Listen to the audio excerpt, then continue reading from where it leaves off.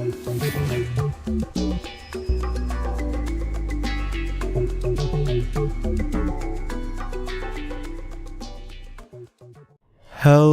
everybody and welcome back to Pierce Gaming News. Didn't upload a video yesterday because I swear like weekends are like the worst to upload videos. Or not upload, but just make news stories for you guys. So I'm back today. Last Xbox One huge update was rolled out yesterday. You might notice some changes if you turn on your Xbox One today, as Microsoft is rolling out its November system update the company has announced. November update adds the ability to create custom backgrounds, which Microsoft said was the #1 requested feature from fans. Some of the notable features are custom backgrounds. Each account can have a customized background. Tweet about your favorite clips.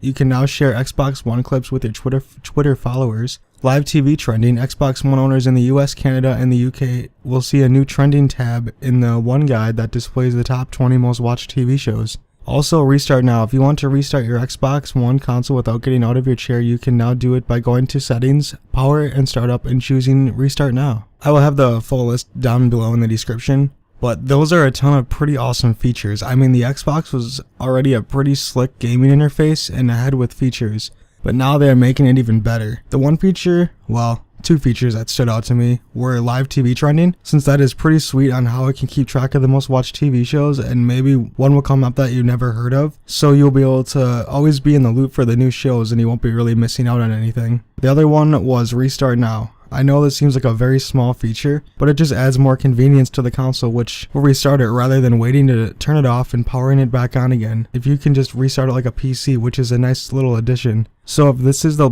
last big update, and wow, did they add a lot of neat features to this, and I hope that they will all work great and will not be held down by bugs. So we will just have to wait and see how they all work.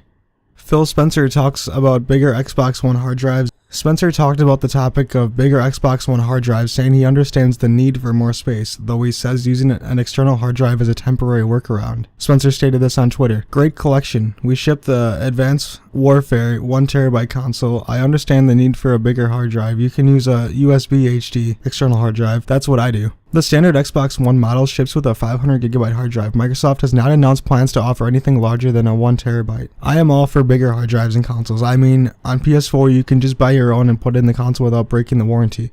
But with Microsoft, they could just give you a defective hard drive, like not purposely, that could break in a month or so. So I mean, it's a risk, I guess, but personally I think these consoles should have shipped with a 1TB hard drive at launch, because Sony and Microsoft knew how big these games were going to be in the end. I mean, it's nice that Microsoft is acknowledging this and hopefully release more 1TB hard drives into the future consoles or bundles. Last bit of news I got for you guys today. Nintendo president slams PS4, Xbox One. So what's the difference? Here's what he had to say. If you look at the other two competitive platforms, fundamentally, what's the difference? They have a lot of shared content. Look at it from the standpoint of, what don't they have? They don't have our games. They don't have Mario and Zelda. I'd much rather be where Nintendo is, with a differentiated platform, differentiated setup experiences that we can provide uniquely to the consumer. He wishes more third-party companies would take advantage of the Wii U. He also says that sharing too many titles would cause Nintendo to lose its important distinction from its competition. This was coming from Nintendo of America President Reggie Fils-Aimé. I don't know how to say his name. Actually has a huge point about that. I mean, really, Xbox and PS4 basically have the same games and features, but Nintendo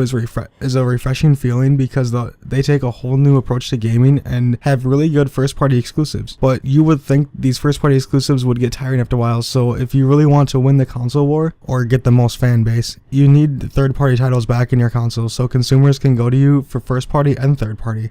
I always get that feeling from Nintendo that they are just a family company, and it's true, but they need to expand a little bit more.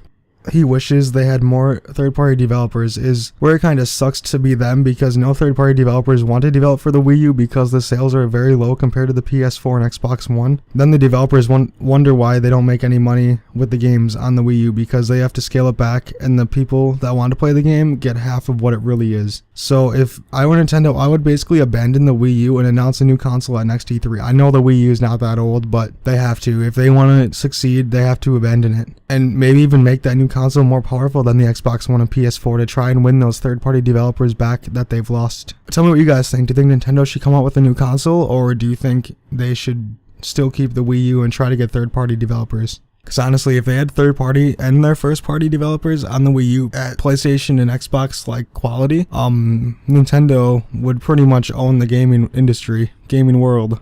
Tell me what you guys think. That's all the news I got for you guys today. Make sure to like, comment, favorite, and subscribe, and follow me on Twitch, Twitter, and Facebook. I'll talk to you guys tomorrow. Have a good one.